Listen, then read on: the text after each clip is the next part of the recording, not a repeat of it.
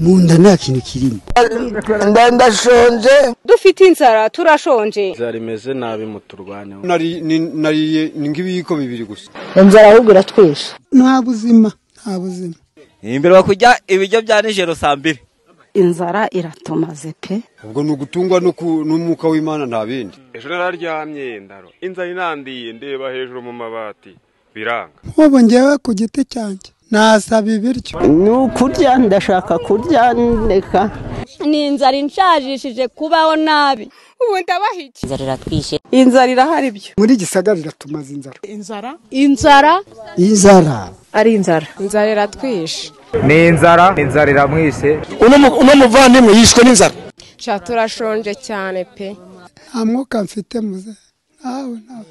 nk'uwo muyobozi ari mu modoka ye arafite umuceri mu nzara arafite ubugari arafite kawunga arafite byose ntamenya ko nshonje yewe ndabibwirwa n'iki se ko